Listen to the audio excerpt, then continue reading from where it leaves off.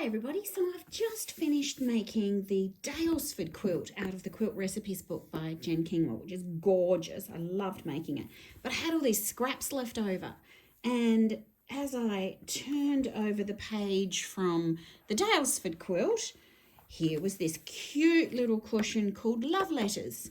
So I have made a Love Letters to Daylesford quilt cushion out of all the leftover little scraps. I just did it completely scrappy. There was no rhyme or reason of how I did it.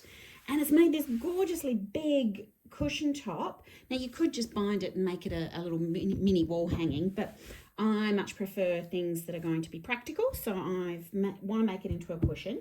Now, Jen has some instructions in the Quilt Recipes book on how to do a zipper backing with an enclosed zip, which I might actually try one day, but I wanted to show you how I do my enclosed zips on the backing of a cushion. And I actually have this awesome by Annie's zip, which is actually a little wider than sort of your standard zip, but it's just this gorgeous colour, which is just going to match in beautifully on the back. So I found this, it's a wide back by Bonnie and Camille from quite a while ago. I think it's Vintage Picnic might have been, yes. So that's what the back of my Daylesford quilt is, has on it. So I thought that would make a perfect little backing with the little leftover bit of that as well, using up scraps, winning all the way. So to do my way of doing the enclosed zipper on the back of the cushion, which by the way, I'll just go and grab a cushion so that you can see what it looks like finished already. Okay, so here's a cushion I've got hanging around the house, the one I made for Mr. Domestic's catch and release fabric line, and here's the back of the cushion, and there is actually an enclosed zip just in here. So you can see I matched it up beautifully. I perhaps won't spend quite so much time matching that up today, but matched it up beautifully so that you literally can't see. And also it means that no matter what your cushion's sitting against, there's no zip that's going to scratch anything or whatever. So that's what one looks like. And here's what another one looks like in some solids. It's a bit more noticeable in a solid, but again, just hidden nicely. Means you come over here to open it, so you can always change out the cushion insert if it needs a wash or whatever. Isn't that gorgeous?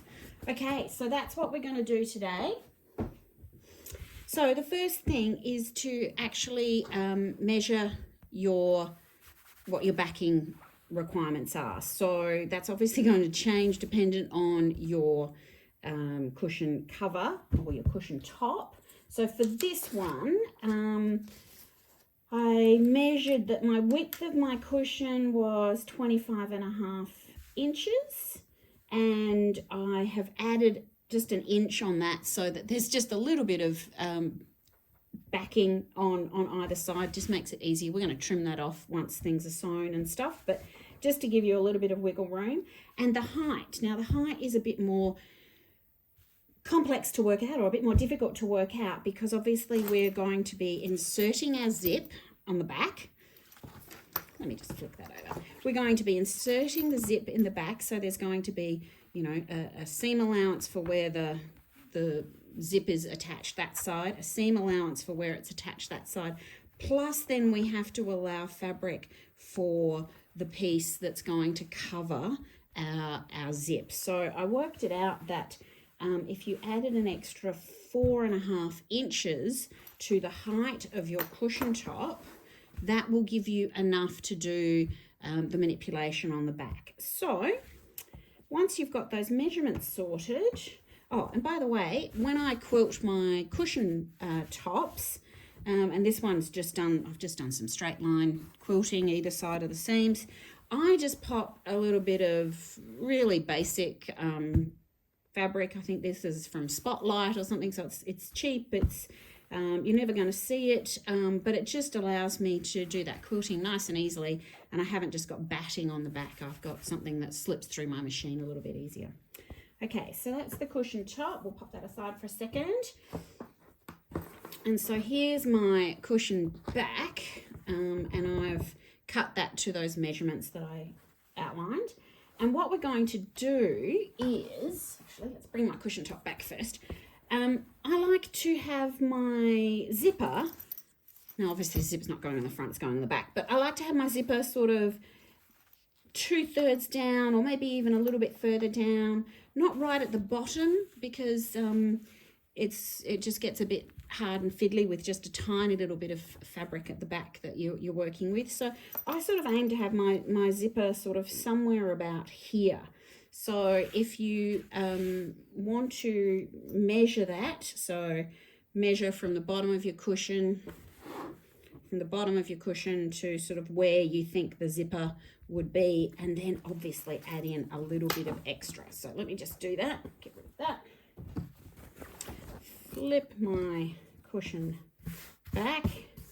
Now I must say this works best when you haven't got patterns that you need to line up. So as I said, this one's perhaps not going to look perfectly hidden, because when I do my little fold of the bit, it may not be that I can fold it perfectly to get this happening. It might be sort of more like that.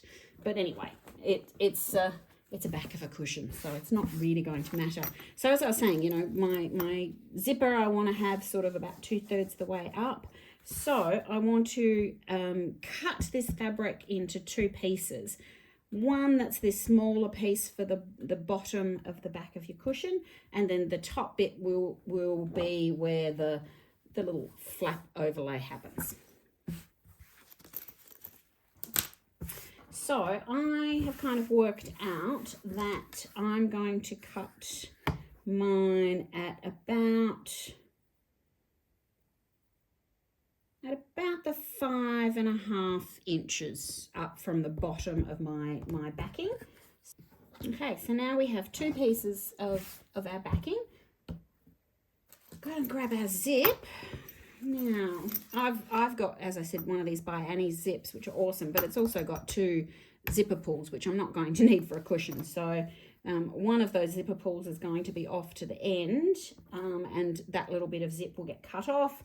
So the other piece of, the other zipper pull is going to be off with this bit, and when I cut that bit off, I can use that for another project with an extra zipper pull, which is one of the reasons I love by Annie zips. So we've got our bottom piece and we've got our zip. Now, I like to have my zipper pull going from left to right, but if you're left-handed or prefer it the other way, totally up to you, but that's how I prefer it. Now, I'm just going to mark where I want to cut that zip. Okay, so I had marked where I wanted my zip tape to be cut, and I just quickly went to the sewing machine and I've sewn two lots of multiple stitches across through the teeth, so that I'm going to cut in between those so that there's stitching and the zip is secure, so that the zipper pull won't accidentally come off.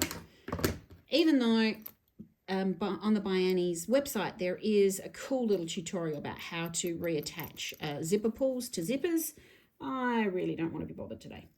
So, and I use old scissors, old paper scissors to cut through. Even though these are a nylon, I don't want to use my fabric scissors for them.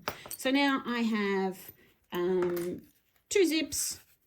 This one's going to go back into my stash so that I can use that for another project, and this one's going to be used for my cushion back. Okay, so once we've got our zipper to the correct length, we want to place that face down, so with the zipper pull down, and we're going to go and grab some Wonder Clips, and we are just going to pin or clip all the way along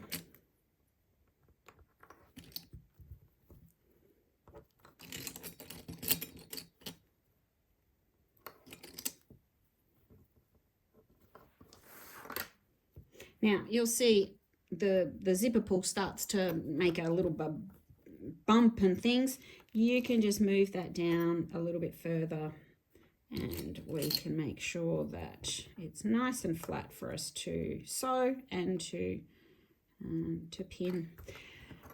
And then I'm going to come in and I'm going to put into my bobbin. I don't know. I like to sort of match it so that if you see any threads, especially when we start getting up into here where you will see some thread, that it matches the backing fabric. So I don't know, I think on this I might just leave it as my standard Aurifil 2026, which is chalk.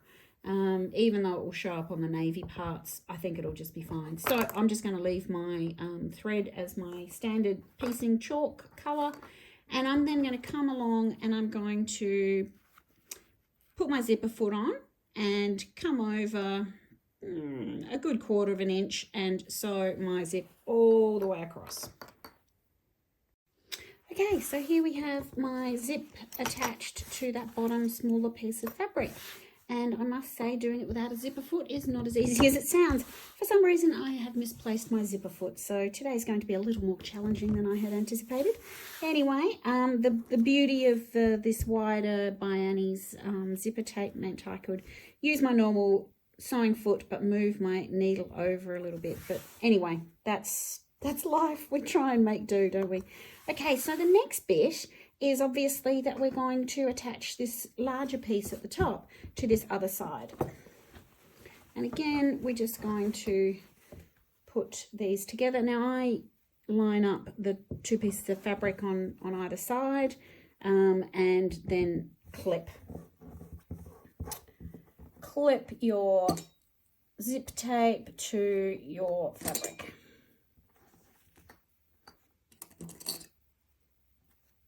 Oh my goodness. There's my zipper foot. Oh well, this zip shouldn't be so hard to do. Okay, so I've got my zipper tape wonder clipped on. I will probably sew from this side so I can see my zipper tape. And now that I have my zipper foot back again, I will work from this end all the way through. When I get down to about here, I will actually go underneath and pull my zipper, the zipper pull a bit further back past the bits that I've sewn so that I can sew the end nice and neatly. I'll come and show you what that looks like. So I've got the zipper installed now. Having a zipper foot really helps. No, so that's looking quite good now. And what we now need to do is work out where the folds are going to be and how to sew basically that.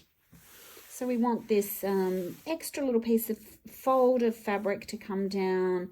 We want to actually top stitch here, so it'll be shown on this outside. And when it folds back, you get to see the lovely, lovely zip. And I also do a little top stitch on this fold as well, just to keep that nice and flat and crisp. So let's show you how to work that out. The neatest way is you'll feel the edge of your zipper tape here. What I actually do is fold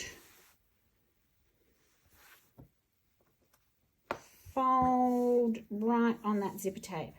So if you can see, that's where the fold of the fabric is and the zipper tape. And I actually usually do this on the ironing board so that I can literally give it a press and press that crease in. Hold on, I'll go and do that. Okay, so I've just pressed that fold in. It might be a little hard to see with this gingham check, but that's where the fold is. So the next little step will depend on how big your zipper tape is. As I said, I've got this wider one by Annie's zipper. A normal zipper might be a little bit skinnier, and therefore this fold or this flap that comes down doesn't need to be as large. But anyway, I've sort of worked out that about an inch up from my pressed fold that I've just done here is where I need to have that fold coming down. So I'm just going to grab some pins and just mark that on either of the sides.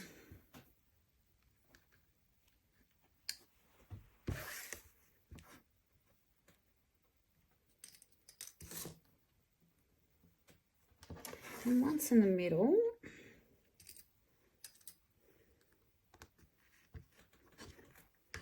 Because then I'm going to try and just bring that down, leaving that bit flat. So don't try and pull it up all the way to your zip. We need to keep that pressed fold flat. If you're having trouble doing that, you can pin it from the other side. So just put a couple of pins in here to hold it.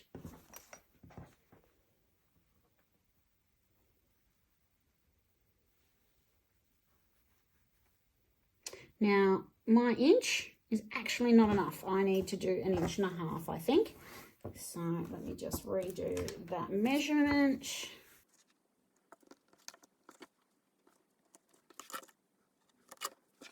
And I'm just going to fold that down, and that's going to be better. The reason I've put the pins in here is so that we can keep it from going angled as we go across the cushion back. And as I said, I usually do this on the ironing board. We're then going to press that fold down. Okay, so here's my neatly pressed flap. And now we just need to do some pinning, and then we're going to top stitch along here. So we're actually going to do it from the back and makes it much easier to do. And we're also going to just do a top stitch just on this little flat bit, just so that that edge stays nice and crisp. Okay, so holding it, and we've got a nicely pressed fold, so it shouldn't be too bad. So let's flip it over.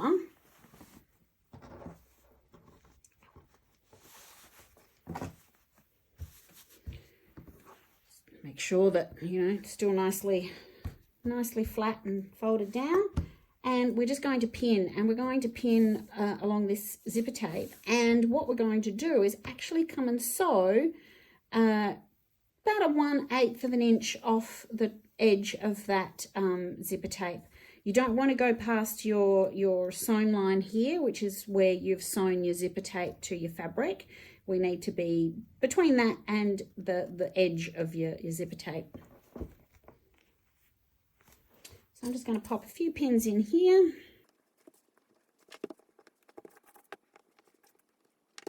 Now that we've got that pinned, we can happily turn it over. We just want to make sure that we haven't pinned and tweaked something. So over here things are looking a bit awful because of my zipper pull. So what we might do, move my zipper pull in a little bit, and I will repin that one.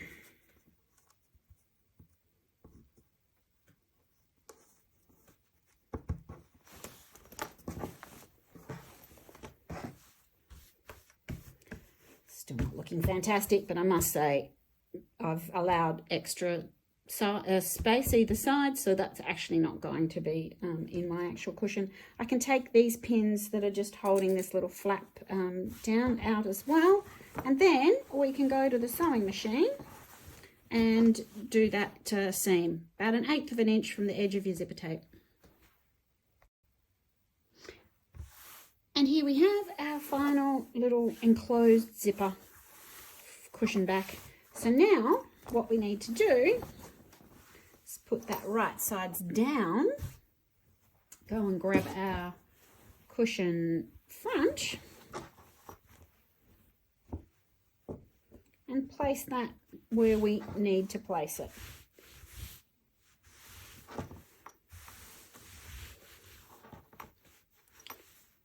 And if we think that's a good spot for where the zip should be, what we do now is trim your backing so it's the same size as your cushion front, and then go grab your binding and you can start sewing your binding on. And that attaches the cushion front to the binding to the backing, and you know it's all then put together. If you're a little bit concerned or you haven't got your binding done yet, you can just do a quick run around the whole edge of your cushion to your cushion backing, maybe about an 1/8 of an inch, not a 1/4 of an inch, an 1/8 of an inch, so it will get hidden when you do put your binding on. But that is then how you create an enclosed zipper backing for your cushion. So I've just added on my binding. So I have a delightful afternoon in front of the fire. It's winter here in Australia, and doing some hand binding. But what I do like is the scrappy binding just mixes in with the whole scrappiness of the cushion. And here's our, you can just see the little zipper pull, which is in that beautiful teal colour.